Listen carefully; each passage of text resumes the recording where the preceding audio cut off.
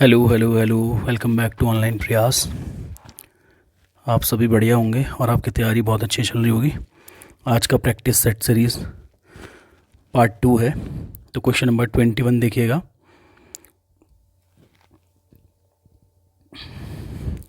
Question number 21 है, ethane का आणविक सूत्र C2H6 है। इसमें 6 सहसंयोजक आबंध हैं, 7 सहसंयोजक आबंध हैं, 8 सहसंयोजक आबंध हैं और 9 सहसंयोजक आबंध हैं।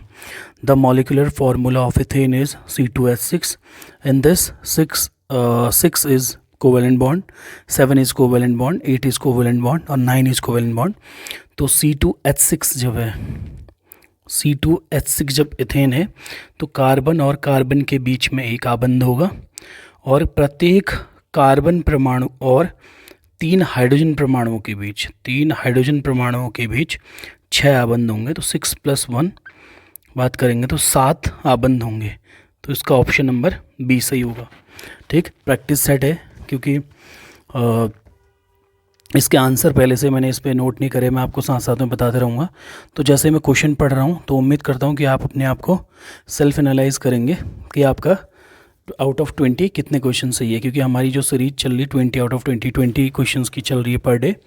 तो आप इसमें प्रैक्टिस कीजिएगा और लास्ट में कमेंट सेक्शन में बताइएगा कितने मार्क्स आपके आ रहे हैं। इसी बेसिस पे पता चलेगा कि आपकी तैयारी कितनी अच्छी चल रही है। ठीक, नेक्स्ट क्वेश्चन देखिएगा, क्वेश्चन नंबर 22। ब्यूटेनोन यौगिक है चतुर कार्बन जिसका प्रकार्यात्मक समूह है कार्बोक्सिलिक अम्ल, एल्डिहाइड, कीटोन और एल्कोहल। ठीक, the butanone compound is a quaternary with a functional group.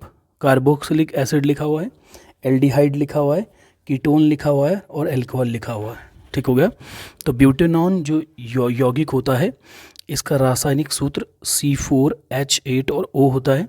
ठीक, यह कीटोन समूह में जो कार्बोनिल होता है C≡O समूह होता है। ठीक हो गया, C≡O समूह होता है। तो कीटोन जो होगा इसका क्या होगा, प्रकार्यात्मक समूह होगा। फंक्शनल ग्रुप कीटोन रहेगा। ठीक, नेक्स्ट क्वेश्चन देखिएगा, क्वेश्चन नंबर 23। कार्बन हाइड्रोजन में संयोग कर बनाता है या कर बनाता है carbon combine with hydrogen to form ionic compound. ठीक, हाइड्रोकार्बन्स, नेक्स्ट हेलोजन्स और अम्लराज लिखा हुआ है इसने। ठीक हो गया, आयनिक यौगिक, हाइड्रोकार्बन, हेलोजन और अम्लराज। ठीक हो गया।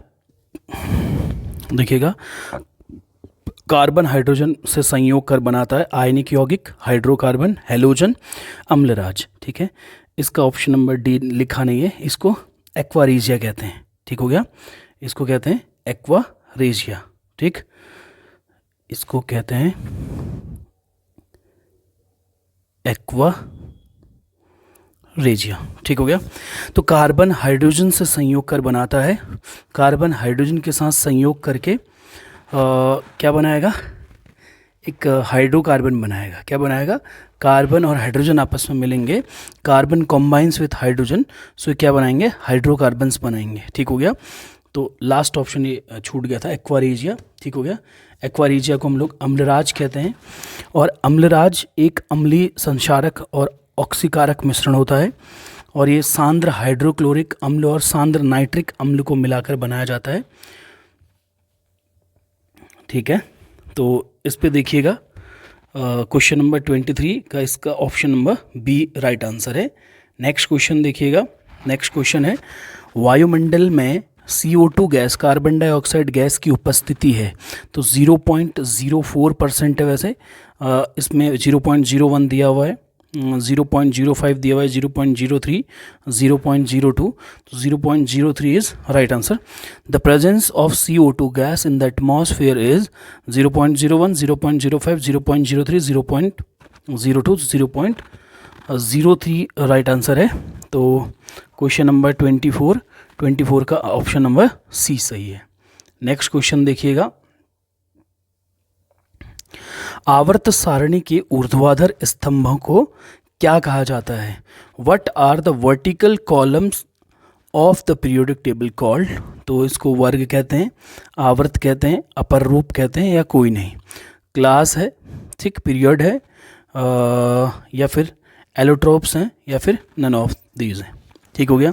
तो आवर्त सारणी की जब हम बात करते हैं तो जो इसके ऊर्ध्वाधर स्तंभ होते हैं, ऊर्ध्वाधर जो इसके क्या होते हैं, स्तंभ होते हैं, इनको बोला जाता है समूह। समूह, या इसको क्या बोला जाता है, वर्ग बोला जाता है।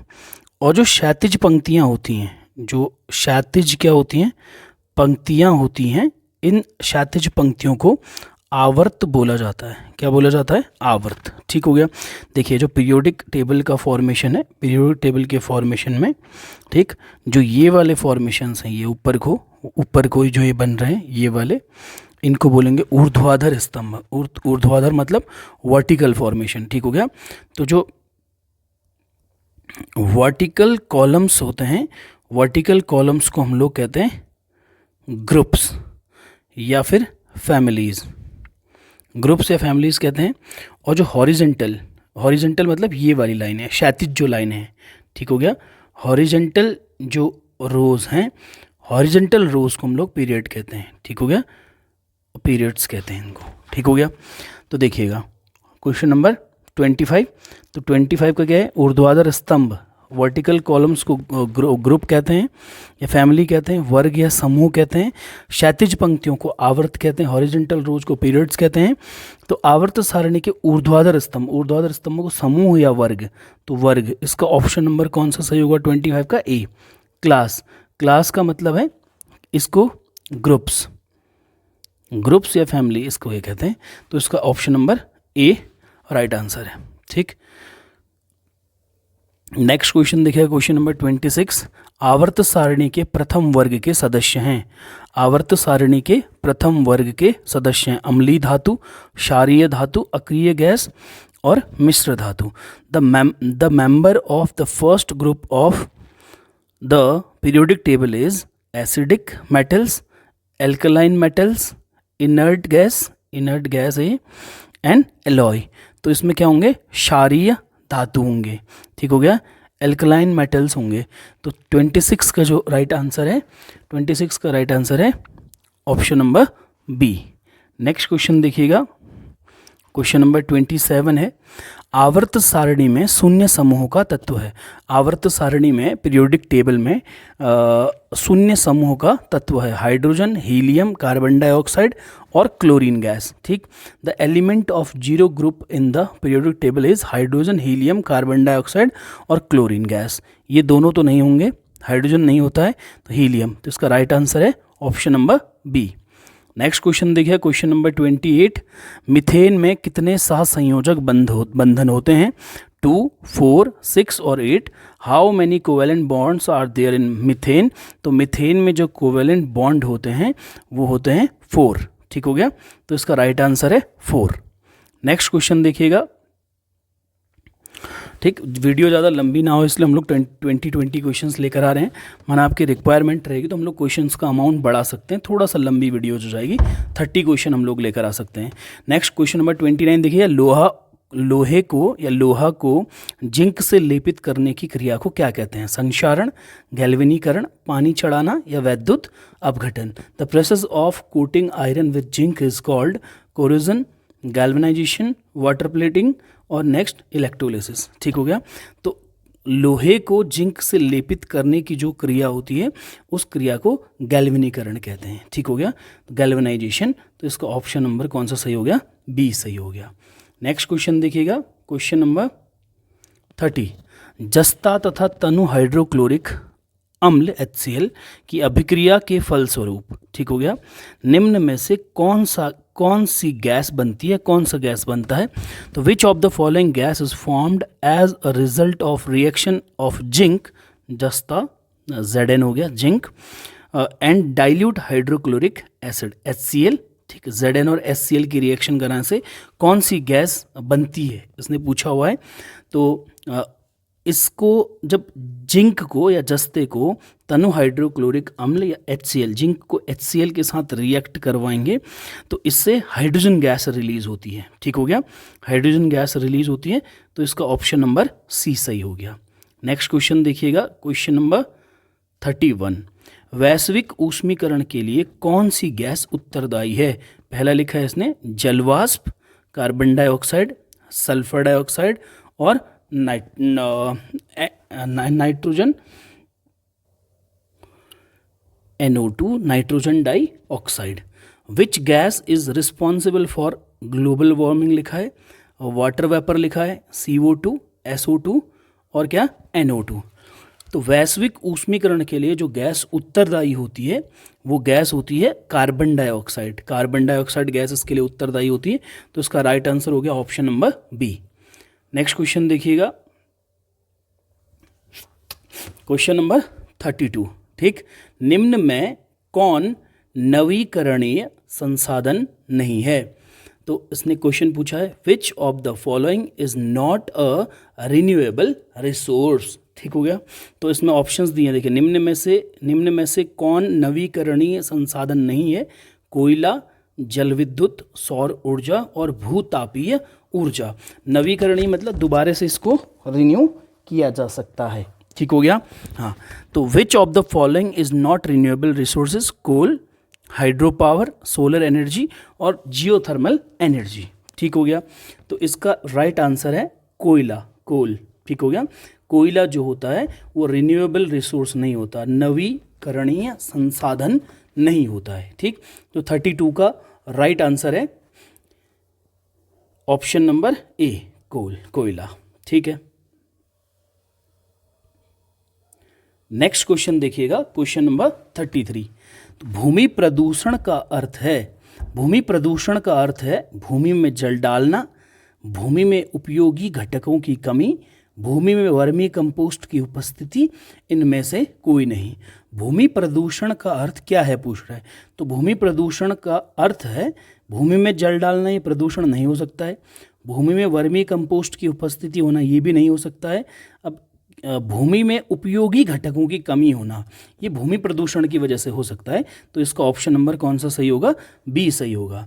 Land pollution means pouring water into the ground, lack of useful components in the land or presence of vermicompost in the land, या none of these। तो lack of useful components in the land। ठीक हो गया, तो question number 33 इसका option number B right answer है। ठीक, next question देखिएगा, क्वेश्चन नंबर 34। मिट्टी की उर्वरता के संरक्षण के लिए कौन आवश्यक है? फसल चक्रण, भूमि को परती छोड़ना, ह्यूमस का प्रयोग, उपरोक्त सभी। Which is essential for the conservation of soil fertility?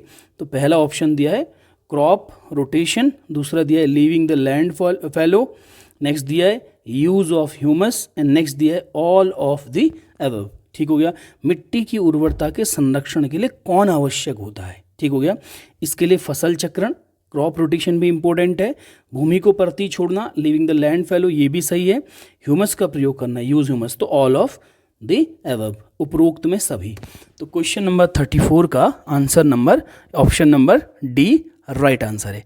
Next question देखिएगा, क्वेश्चन नंबर 35। तारक केंद्रक का कार्य है DNA संश्लेषण, स्पिंडल फाइबर, श्वसन और जनन। ठीक हो गया, तारक केंद्र का कार्य पूछ रहा है। The function of centriole is DNA synthesis, spindle fibre, respiration और रिप्रोडक्शन। तो जो तारक केंद्र का काम होता है वो स्पिंडल फाइबर या स्पाइंडल फाइबर होता है। ठीक हो गया, तो इसका ऑप्शन नंबर कौन सा सही हो गया? बी ऑप्शन सही हो गया। नेक्स्ट क्वेश्चन देखिएगा, क्वेश्चन नंबर 36। झिल्लियों से घिरा हुआ, ठीक हो गया, कोशिका द्रव्य में पाया जाने वाला अंगक जिसमें पाचक रसायन या एंजाइम पाए जाते हैं कहलाते हैं माइटोकॉन्ड्रिया, लाइसोसोम, केंद्रिका और तारककाय। ठीक हो गया, हाँ, इसने लिखा है द ऑर्गनलेस फाउंड इन द, ठीक,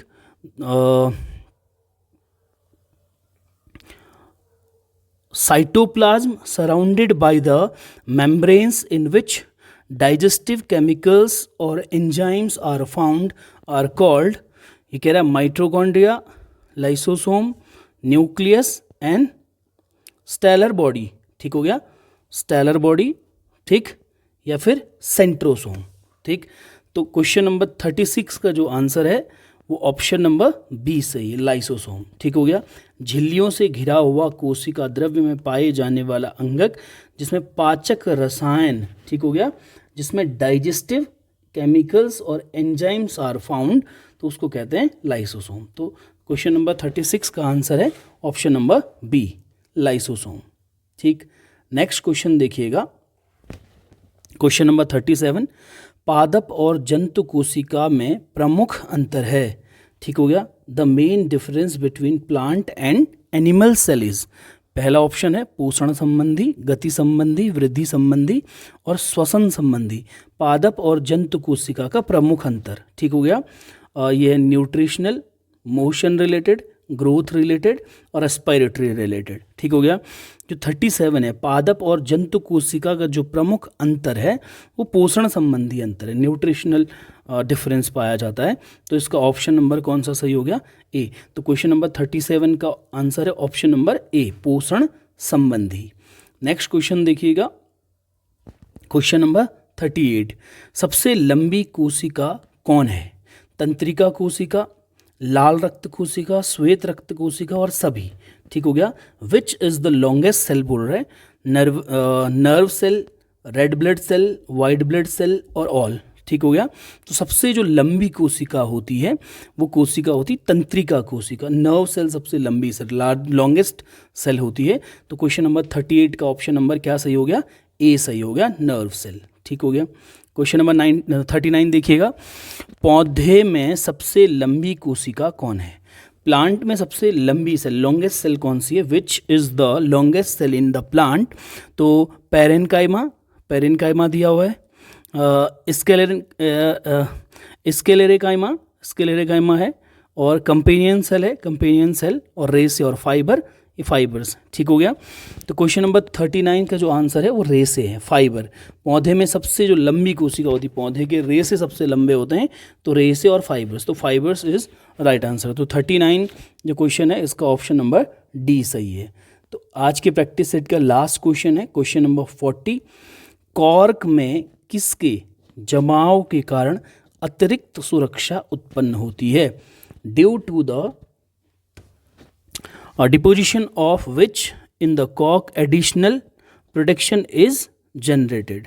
ठीक हो गया, तो इसमें दिया है क्या, सुबेरिन, ठीक, लिग्निन और रेजिन और क्या, टेनिन। ठीक हो गया, तो क्वेश्चन नंबर 40 जो होगी, क्वेश्चन नंबर जो 40 है, कॉर्क में कितने जमावों के कारण अतिरिक्त सुरक्षा उत्पन्न होती है? तो आपके लिए ये होमवर्क है कि आपने सारे क्वेश्चन के आंसर्स तो देख लिए हैं, तो क्वेश्चन नंबर 40 का आप आंसर देखेंगे। चलिए, होमवर्क सीरीज़ हम कल से स्टार्ट करेंगे। हर क्वेश्चन की प्रैक्टिस सीरीज पढ़ने के बाद एक एक्स्ट्रा क्वेश्चन आपके नाम रखेंगे और उस क्वेश्चन को नेक्स्ट डे हम लोग डिस्कस करेंगे। तो कल से थोड़ा सा क्लास इंटरेस्टिंग बनाएंगे। आज तो हम इस क्वेश्चन का आंसर बता देते हैं आपको। ठीक हो गया, तो इसका है सुबेरिन आंसर। ठीक हो गया, सुबेरिन इसका आंसर है कि कॉर्क में किसके जमाव के कारण अतिरिक्त सुरक्षा उत्पन्न होती है? सुबेरिन के जमाव के कारण अतिरिक्त सुरक्षा हमें मतलब इसको उत्पन्न होती है। ठीक हो गया, तो कल से क्या करेंगे, 20 क्वेश्चन की सीरीज़ में 2 क्वेश्चन आपके नाम पे या 1 क्वेश्चन आपके नाम पे एक्स्ट्रा रखेंगे, जिसका आंसर आप बताओगे और अगले दिन आप उसको चेक करोगे कि इसका आंसर सही है या गलत है। ठीक हो गया, तो आज की वीडियो यहीं पे, उम्मीद करता हूँ आपकी तैयारी बहुत अच्छी चल रही होगी, क्योंकि लास्ट एग्ज़ाम का टाइम आ गया है। माना पेपर में कोई चेंजेस नहीं आते तो बहुत जल्दी आपका एग्ज़ाम होना है, 10 दिन के अंदर आपको 10वें दिन आपका एग्ज़ाम हो जाना है। तो उम्मीद करता हूँ कि पूरी पढ़ाई दिन भर करने के साथ साथ शाम को प्रैक्टिस सीरीज़ में भी आप लोग कंटिन्यू करेंगे। और माना वीडियो आपको अच्छी लगती तो लाइक, शेयर और सब्सक्राइब कीजिएगा। तब तक के लिए बाय, मिलते हैं कल नेक्स्ट वीडियो में।